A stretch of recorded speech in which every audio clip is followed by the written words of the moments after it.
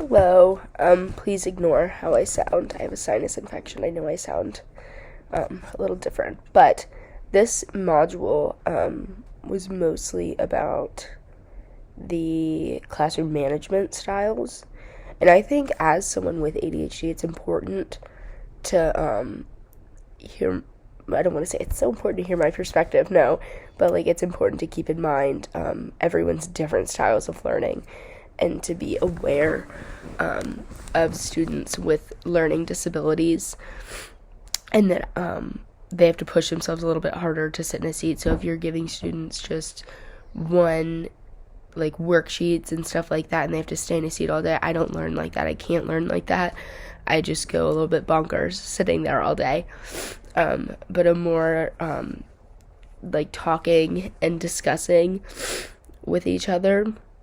Like in our class, for example, we do a lot of Socratic seminars. We all talk about our opinions, and I learn really well through that. I have to use my voice. I have to discuss what I'm thinking in order to pay attention, or just, I'm a very hands-on learner.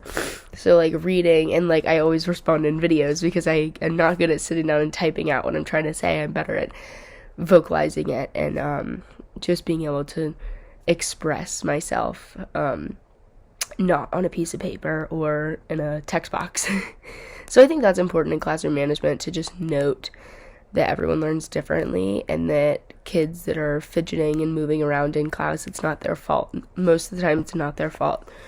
And students that are causing distractions because of their learning disabilities, it's not because they're a defiant kid. Most kids want to learn. You just have to learn how to teach them. Being a teacher is a job that you're learning all the time. Sorry, my dog is jumping up here. It's a job where you're learning all the time, and you have to be open to new concepts of teaching and classroom management, because it changes through time, especially with new technology. I think that's important to note. I read about that in the module too, that technology is changing, which is changing how we manage our classrooms, because that's being implemented in the classroom. So for example, in the 50s, it was just a pen and paper. That's all we had, in chalkboards and whiteboards. That's all we had to teach with. But now we have smart boards, and students want to play on the smart boards. They want to do it. So it's a tool, and it can be a bit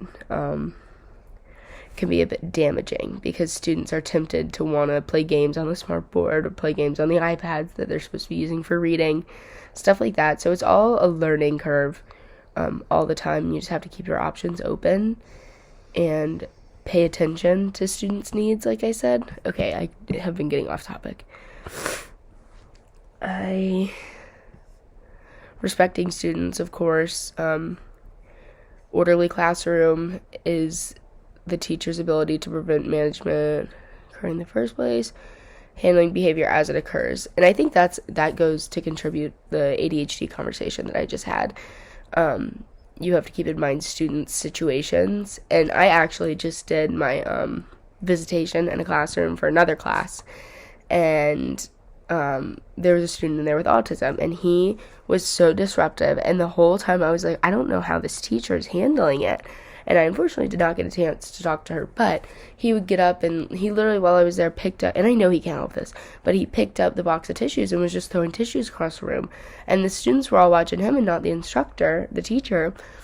And I was sitting there thinking, how would she be able to help this? And she did. She went over and she said, "Not right now, buddy," and she sat him back down in his seat. But that's a hard one that I would love to ask the class. How would you handle that if you had a student with a learning disability, with a mental disability?